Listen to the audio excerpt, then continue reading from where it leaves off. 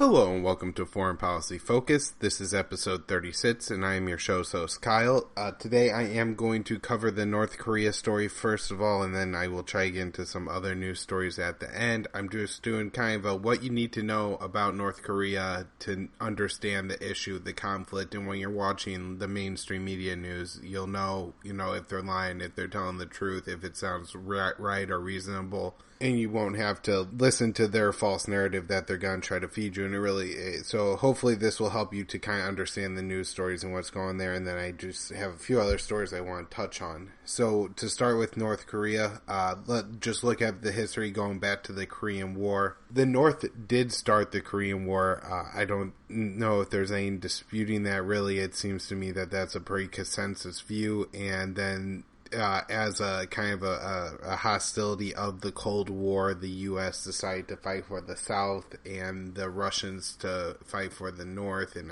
maybe the Chinese were assisting the North Koreans. Of course, China and North Korea carry a pretty large border together, and Russia borders North Korea as well. War happens. The U.S. kills an awful lot of North Korean civilians in the war. The U.S. really operated just pretty much a carpet bombing campaign of North Korea and just bombed villages everywhere. Madel Hassan wrote a really good article about this for The Intercept if you want to check that out. It's at The Intercept. Maybe I'll try to link to it on the show notes for this podcast. So there are some estimates that the U.S. bombed up to 20 or killed up to 20% of the North Korean citizens with their bombing campaign. I don't know if that's true. I mean, that sounds really high, but I guess it is possible because the U.S. did use more arms or more weight of bombs on North Korea than they did on the entire Japanese Pacific battle during World War II. So, I mean, that really goes to show they were just bombing everything and anything in North Korea. And so eventually this leads to an armistice between North Korea and South Korea and not really a treaty between the two. So the Korean War is still technically ongoing. However, there's a demilitarized zone that runs along the border of those countries. It's one of the hottest zones, on the planet. Certainly probably a very dangerous place to be. And, no arms are allowed in there, and of course that could always be the spark for the recontinuation of the Korean War. But for some years, I mean, there hasn't been any real war between North Korea and South Korea. So following the armistice, you have the rise of the communist regime in North Korea. Kim Jong-un is the current leader. His father and then grandfather was the founder of North Korea. It's a very strange form of government they have in North Korea. From my understanding, the economy is fairly socialist and is very, very regulated by the regime. It is a dictatorship. The people do not have much freedom in the country. They have a large army of like 1.2 million people or 1.1 million, very large army. Their military is heavily armed with mortars, and a lot of them in artillery, and a lot of that is trained all on the South Korean capital and the area around the South Korean capital. And that's kind of, I think, North Korea's way of saying, like, if anything happens to us, all of these are going to go off and we're going to try to kill you. The government of North Korea, like I said, communist, and there's like a religious aspect to it. This is some of what I picked up from listening to Michael Malice, who of course wrote Dear Reader, the unauthorized biography of Kim Jong-un.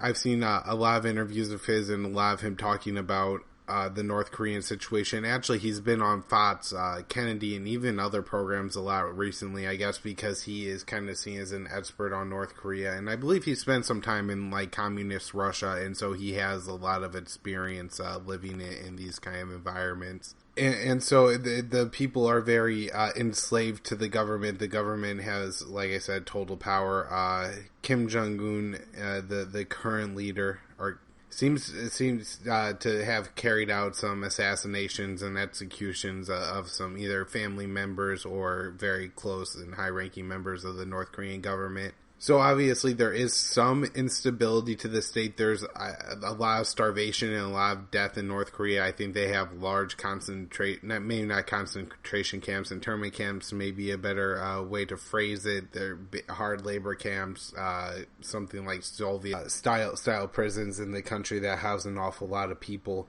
I think there have been some droughts or some famine in the region, and North Korea's relied pretty heavily on food aid, especially from China in the past. I'm not sure how much that they're relying on that at this time. So with the armistice, North Korea and the U.S. have kind of always had at least a pending issue on the table, just because the war was never settled between the North and the South, and the U.S. always heavily backed the South. And Japan's in the region as well, and for a long time after World War II, I think the U.S. really acted as Japan's military. So this has led to just a lot of ongoing hostility between the United States and North Korea. Relations weren't too bad prior to the 2000s. North Korea was part of treaties with the United States where North Korea agreed not to make nuclear weapons. Like I said, all this time there are some hostilities between the U.S. and North Korea, and when Bush takes over, he really starts to go back on some of the treaties and the deals the U.S. and North Korea had made about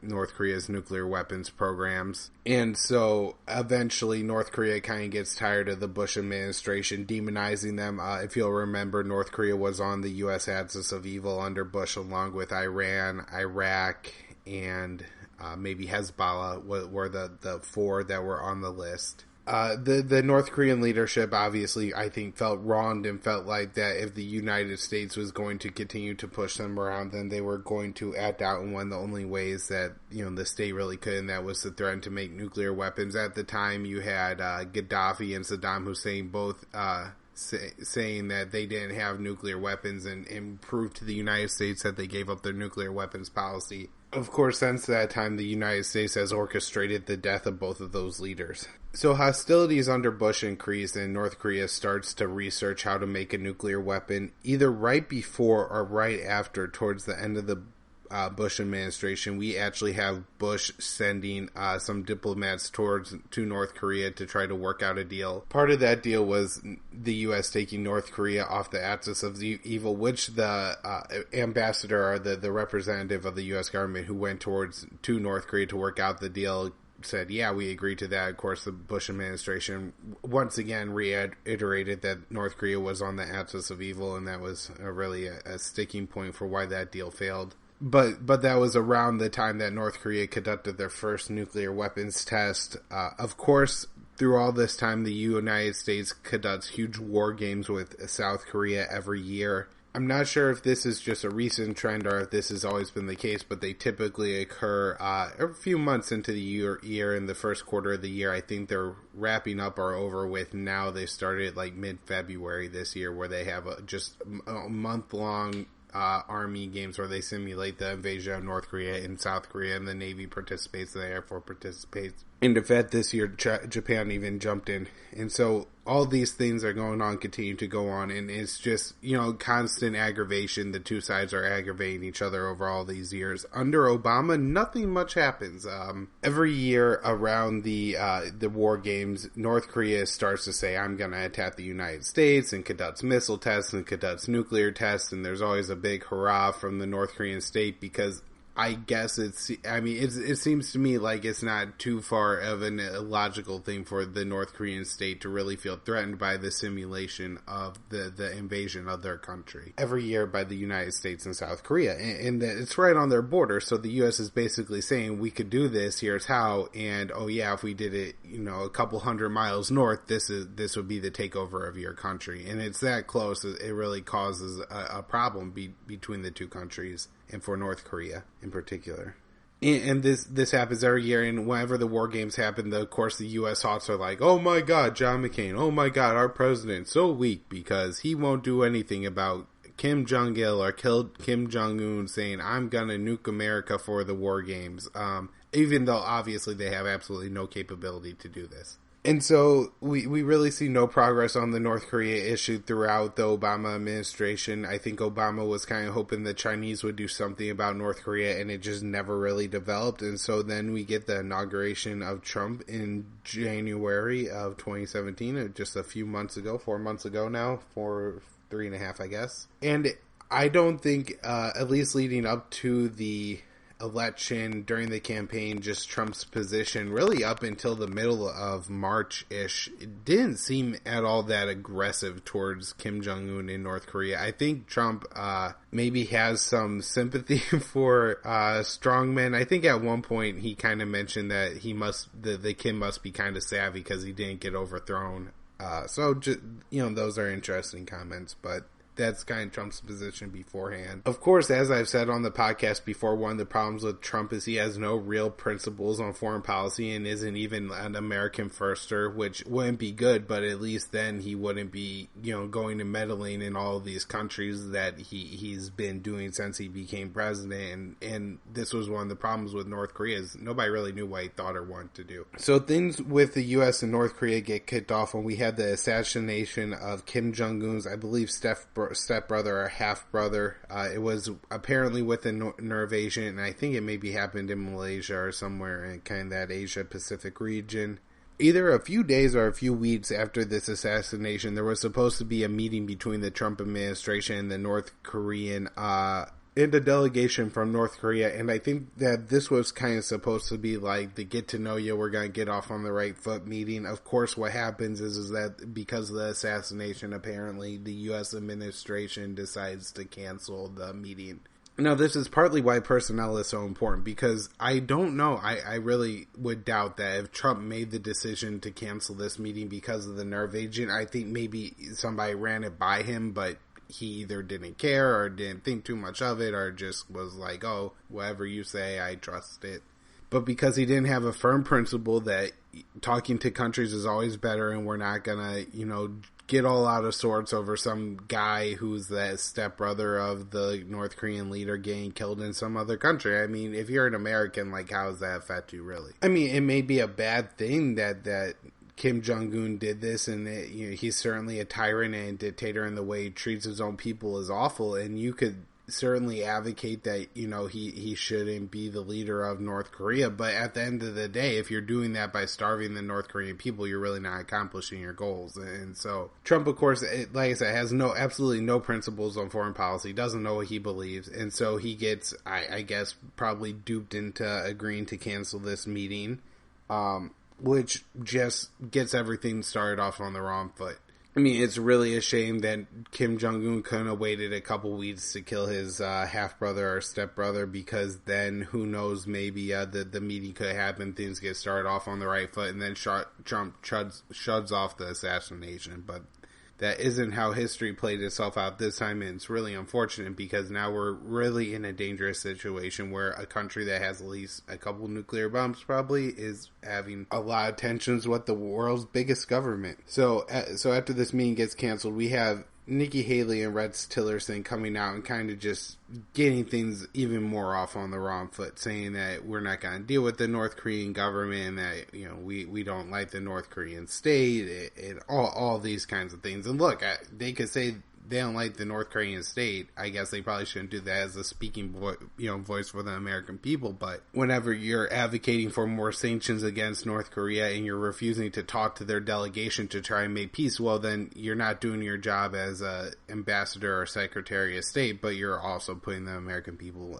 in harm's way. We also have the war games starting. So like every year, North Korea responds to the U.S. putting all their ships and all their troops in South Korea by saying that, oh, we're going to test some missiles, we're going to launch one in the direction of Japan, we're going to threaten to bomb you, this, that, and every other thing, right? We all see these stories. Wherever they come out, they always run all over the mainstream media. Kim Jong-un threatens the U.S. and, all these, like, ridiculous people like Charles Krauthammer are, give you these lead-ons that maybe North Korea could attack the United States, and it's always ridiculous, and so everybody knows what I'm talking about. All these things happen all the time, but we don't have Obama now, we have Trump, and Trump likes to not be seen as being pushed around. And Trump responds to everything when things don't work out the way he plans, he always responds and he always criticizes somebody. And so here we have a case where the United States is conducting these war games and North Korea is threatening him, and Trump's not going to be quiet and just not care about it.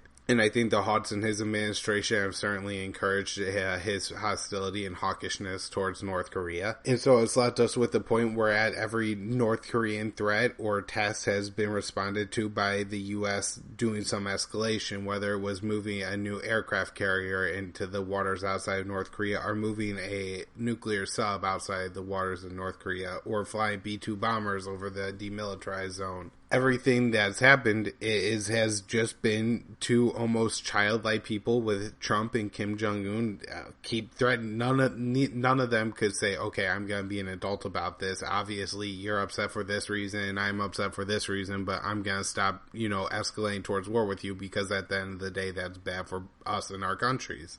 But you really never see that. And so I think that's one of the disappointing parts. And so this is where we're at right now, is that the U.S. just flew the B-2 bombers over North Korea. It does look like things are heating up a little bit in the Middle East, so maybe I don't know if Trump has a tension span to worry about the Middle East and North Korea, and so maybe tensions will start to go down looking forward, just because Trump's looking more at the Middle East, and I think the war games are over or ending, so it's really creating a situation where tensions can at least be relaxed, if not dialed back. At least everybody doesn't have to be so close to the button all the time. The question if North Korea has nukes or not, it seems to me that North Korea likely does have nuclear weapons. I have heard some people I have a lot of respect for suggesting that North Korea may not have nuclear weapons and is just doing this to threaten the U.S. and is Kim Jong-un kind of sees it as a safety blanket. I just want to touch on this point. I know I've talked about it on past episodes, but it's really important. One of the things that Kim Jong-un learned from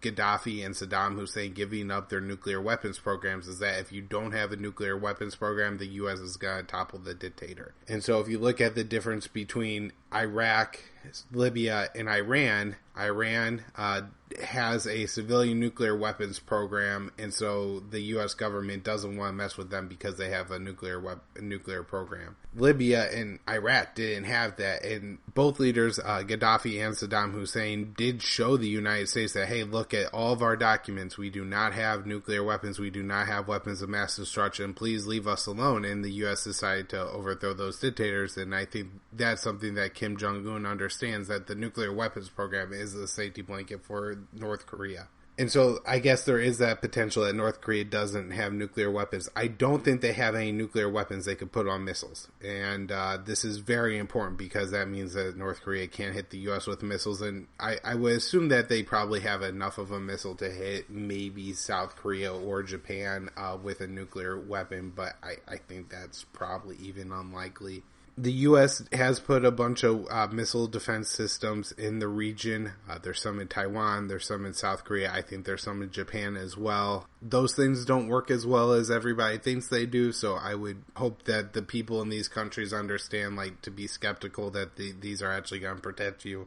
And so we have a situation where North Korea may or may not have between 5 and 10 nuclear weapons, and maybe the possibility to deliver some of them a short distance. Always the other threat would certainly be that if the North Korean state does fall apart, what happens to the nuclear weapons? Does the U.S. know about all the nuclear weapons? World leaders are sometimes crazy, and I would assume that would, be possible for one of these nuclear weapons to kind of leak onto, end up at loose somewhere around the world. Definitely a very dangerous thing. I don't know what Trump's military options would be against North Korea. There would be a lot of problems, I think, with having the U.S. invade North Korea just because of the border with Russia and China. I think that China and Russia would both feel very threatened by having a large U.S. presence in the Korean military presence in the Korean Peninsula, because it would make it very easy for the U.S. to carry out operations against China or Russia, and it is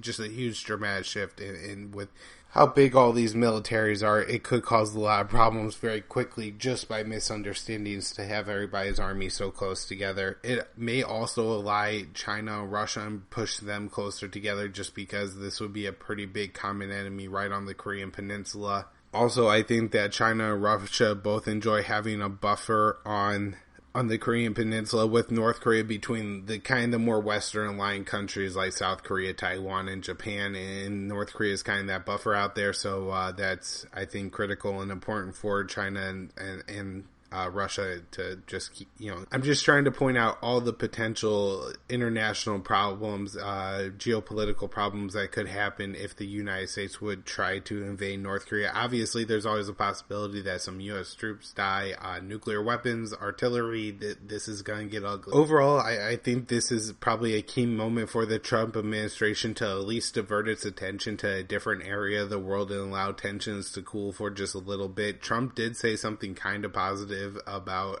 Kim Jong-un. Of course, this is what the mainstream media beats Trump up for. It's not all of his rhetoric and all of his saber-rattling towards North Korea. It's the one time he says something nice about the leader. I mean, Richard Nixon shook hands with Mao Zedong, probably the worst human being, or, top 5 worst human beings in the history of the planet. And so Trump could get along with North Korea for the sake of peace and stability in the world, and a lack of nuclear war would be really an important thing. Alright, that'll do it for my coverage of North Korea, I think. If anybody has any remaining questions, anything you think I left unanswered, please send me an email and let me know, or message me on Facebook.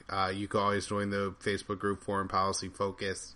I really just wanted to cover what I thought everybody would need to know to kind of understand the situation over there. I want to do mostly current event stuff because I think all that's probably the most important, but like I said, I hope you all liked it. Just a couple of other things I want to put on everybody's radar for this weekend. One, status of forces agreement in Iraq is something that the U.S. administration is looking for. Of course, after 2011, I believe this is when Barack Obama had to start a drawdown of U.S. troops in Iraq because they couldn't come to a status of forces agreement with the government. This is, of course, probably a lot of the reason that the Iraqi government really started to ally itself with Iran after the Bush administration fought the Iraq war and helped Iran and created an ally in Baghdad for Iran. If this happens, we're going to see U.S. forces in Iraq for the foreseeable future. I think a lot of times once these agreements are met, they're renewed over and over again. They could often last for 5 to 10 years in themselves. I think